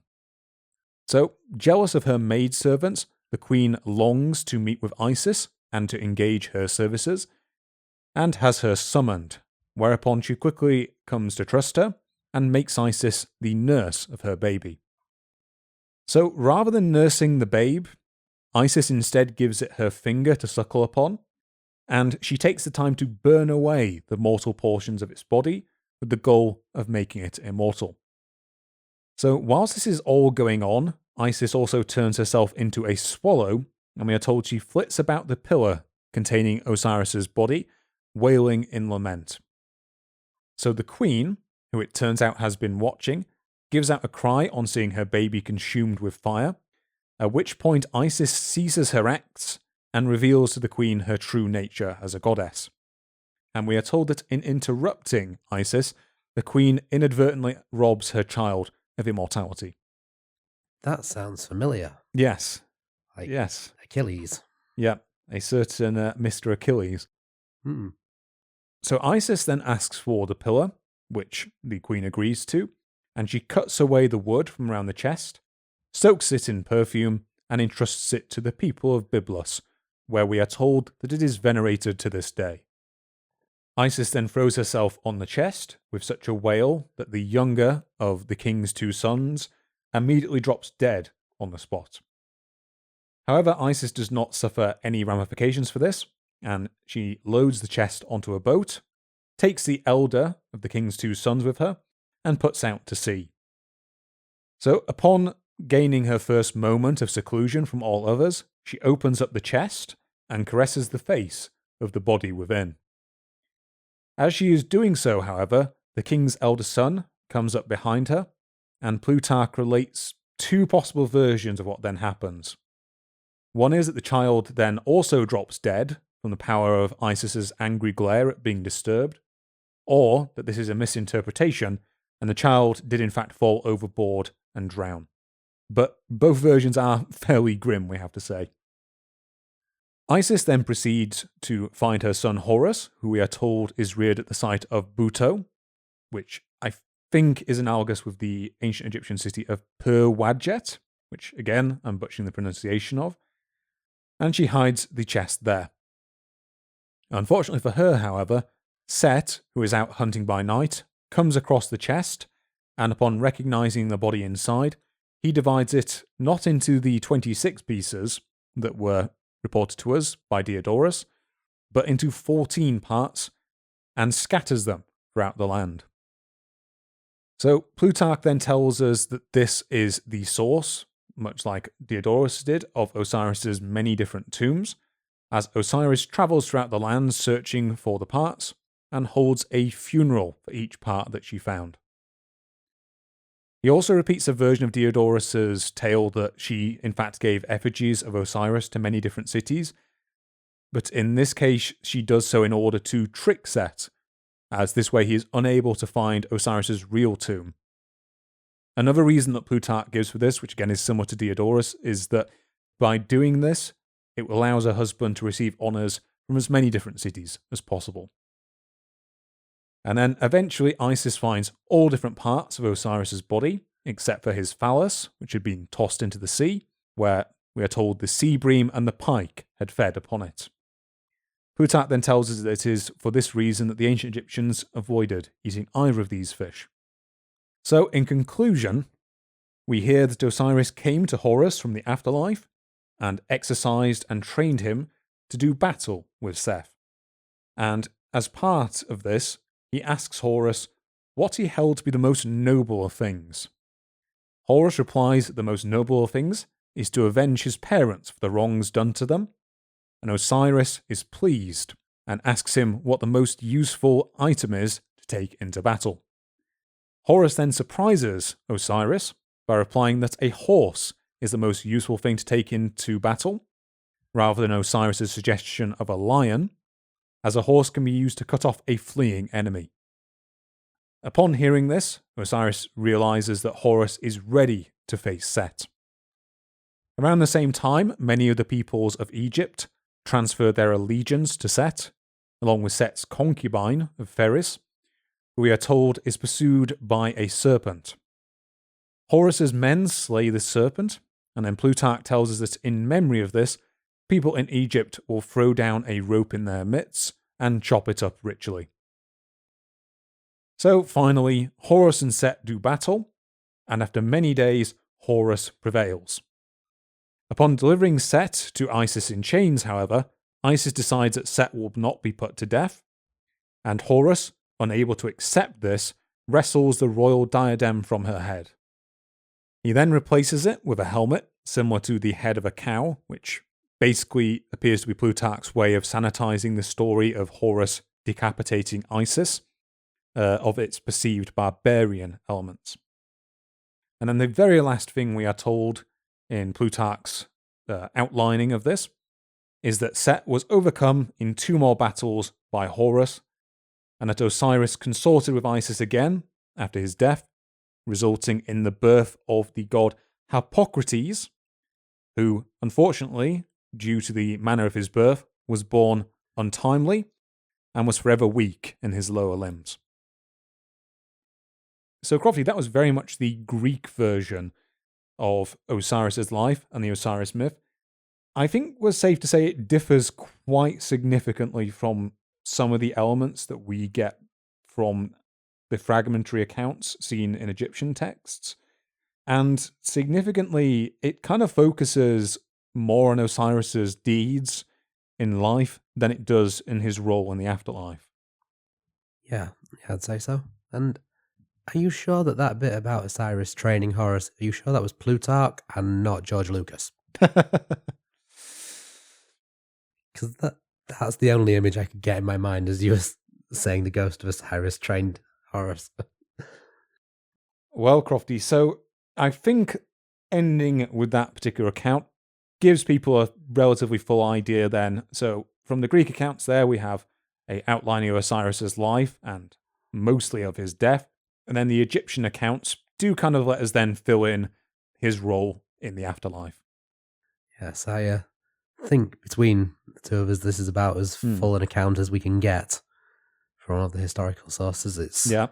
Much like this podcast, it's a bit cobbled together. Yeah. Yeah.